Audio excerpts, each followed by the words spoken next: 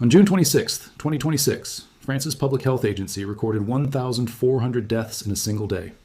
A normal summer day in France sees somewhere between 900 and 1,000 deaths nationwide. That one day alone was running around 400 deaths above what should have happened, and it was not an isolated spike. The day before it, June 25th, was almost identical. The day before that, June 24th, saw 1,200 deaths. This was not one bad afternoon. This was the middle of what meteorologists and public health agencies now call the most severe heatwave Europe has ever recorded. A heatwave that pushed a continent's daily death toll upward for close to 2 straight weeks that eventually pulled in wildfires burning at a scale neither France nor Spain had ever measured. And that, as of this week, is finally breaking down.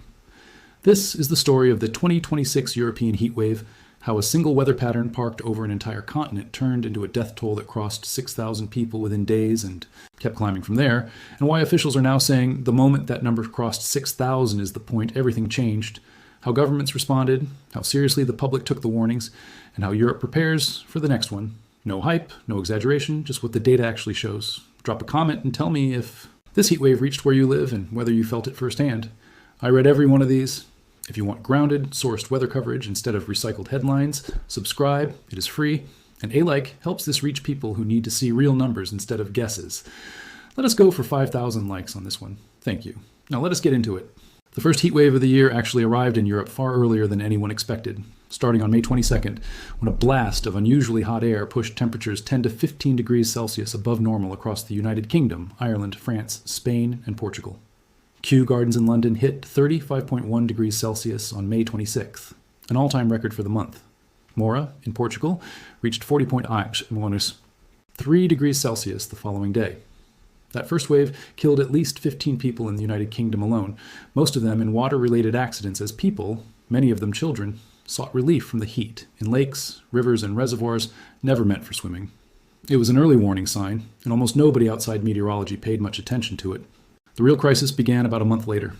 Starting around June 18th, a weather pattern meteorologists call an omega block, named for the shape it draws in the atmosphere, settled directly over Central and Western Europe. A ridge of high pressure sat locked in place with low pressure systems parked on either side of it in the north, Atlantic and over Russia, and neither one had the strength to push the heat out. Hot, dry air pulled up from North Africa got trapped underneath that ridge with nowhere to go, and temperatures across parts of the continent climbed to as much as 18 degrees Celsius above their seasonal average. Rome hit 38 degrees Celsius on June 24th. England broke a temperature record that had stood for 50 years that same day. Belgium peaked at 35.5 degrees Celsius on June 26th. The Netherlands recorded 36.8 degrees Celsius, its hottest June reading ever measured. Germany hit 41.7 degrees Celsius, a provisional all-time national record. Poland reached 40.5 degrees Celsius, and the Czech Republic hit 41.1 degrees Celsius, both national records for their countries as well. Spain, further south, peaked at 45.1 degrees Celsius. The death toll climbed just as fast as the temperatures did. By June 29th, the World Health Organization's regional director for Europe confirmed more than 1,300 excess deaths across the continent since June 21st alone.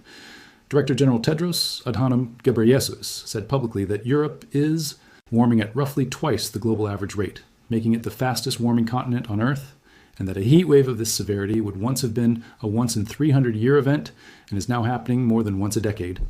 Belgium's Public Health Institute, Cienzano, later tallied 1,747 deaths above the expected level for the period from June 18th to July 1st. The Netherlands recorded 480 more deaths than normal over the same stretch, but it was Germany where the toll became genuinely staggering. According to figures reported by Reuters, Germany alone accounted for more than 5,000 excess deaths tied to the June heatwave. Add in the combined toll from France, Belgium, Spain, and the Netherlands over the same window, an additional 4,700 deaths between June 20th and June 28th, and the confirmed government-reported death count for this single heatwave crossed 6,000 people within its first 10 days, before climbing well past that, as more countries finished tallying their own numbers.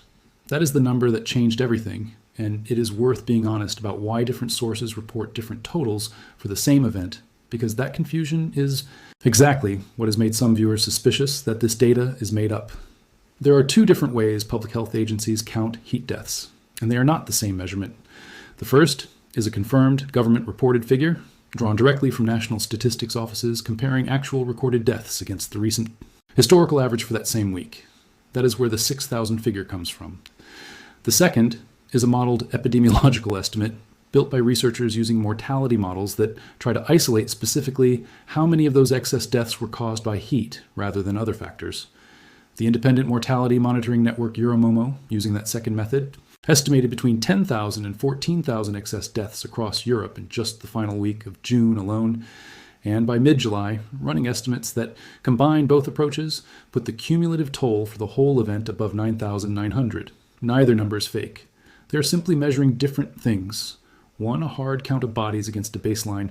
The other, a statistical model trying to isolate cause. Every credible heatwave death toll in history, including the 2003 European heatwave and the 2022 season, has been revised upward for months after the fact as more complete data comes in, and this one is following exactly the same pattern. The heat did not stop after June. A third heatwave built through early July and peaked around July 10th to 12th, hitting the United Kingdom hardest. The Met Office confirmed a record 8 separate days above 34 degrees Celsius during that stretch, beating the previous records set in 1976 and 2020, and 2026 became the first year on record in which the United Kingdom reached 35 degrees Celsius in May, June, and July. Then, around July 29th and 30th, a fourth heatwave arrived, and this one brought a different kind of danger. Temperatures in France and Spain surged back toward 40 to 45 degrees Celsius, and the same dry, drought-stressed ground that had baked for 2 straight months finally caught fire. France battled its worst wildfire since the Second World War near Bordeaux in the Gironde region. Spain declared its first-ever national wildfire emergency, with major fires burning near Avila and around Madrid. Portugal and Greece were fighting large blazes of their own at the same time. By late July, the fires alone had killed at least 16 civilians and 3 firefighters, including 1 firefighter killed in Sicily on July the 23rd, and 2 more killed in France. And more than 320,000 people had been evacuated across Spain and France combined, with tens of thousands more displaced in Portugal. The European Commission mobilized what it called its largest civil protection response on record, just to move firefighting aircraft and crews between countries fast enough to keep up. Part of why this hit Europe so hard comes down to something structural rather than meteorological. Only about 20% of homes across Europe have air conditioning installed because most of the continent's housing stock was built over the last century to retain heat through cold winters, not to shed it during summers this extreme. That mismatch between the buildings people actually live in and the climate those buildings now face is a big part of why a heat dome that pushed temperatures up by mid-teens in Celsius degrees translated into a death toll this severe compared to regions built with cooling in mind. The economic damage piled up alongside the human toll. Independent analysts at the Energy and Climate Intelligence Unit estimated the June heatwave alone could cut the value of Europe's grain harvest by roughly 2 billion euros, on top of the drought and low river, levels that were already straining agriculture and power generation across the continent before the fires even started. As of this week, the pattern is finally breaking. Forecasters are describing a thundery breakdown moving in from the Atlantic, pulling cooler, wetter air across Western Europe and finally displacing the high pressure ridge that has dominated the continent since May. That does not mean summer is over. Long-range outlooks from THE, Copernicus Climate Service, and other forecasting bodies still point to above-average temperatures returning in pulses through the rest of August, particularly around the Mediterranean, Italy, and the Balkans. And officials in France's Gironde region have kept public event bans in place until at least August 8th because they still expect dangerous fire conditions. But this specific heat wave, the one that started in May, peaked in June, and spent July burning through Spain and France, is ending, and the 6,000 deaths it produced in its opening days did change things. France's Prime Minister convened an emergency government meeting to reassess the country's heat preparedness plans that were built after the catastrophic 2003 heat wave, and that officials now admit were not built for a summer like this one.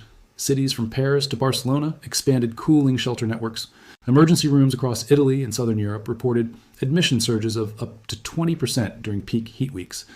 Insurance regulators in several countries have also started reviewing how heat and wildfire risk get priced into property coverage after this summer made clear that regions once considered low risk for fire, including parts of northern Spain and southwestern France, are no longer safe to treat that way. Whether any of that response holds up the next time an omega block settles over the continent is the question every country in Europe is now trying to answer before it happens again. We are going to keep tracking this the same way we did today, sourced directly from the World Health Organization, Euromomo, national health agencies like Cienzano and Santé Publique France, and the meteorologists actually reading the data, not recycled headlines. Subscribe so you do not miss the next update, because based on what officials are already saying about August, this is very unlikely to be the last heat wave of the summer. And leave that comment below. Tell me where you're watching from, and whether the heat, the fires, or the warnings actually reached you this summer. Because behind every one of these numbers is a family in Germany who lost someone in the first week of July, a firefighter in Sicily who did not make it home, and 320,000 people across Spain and France who spent this summer running from fires. Nobody expected their country to see. 5,000 likes on this one. Let us go. See you in the next one.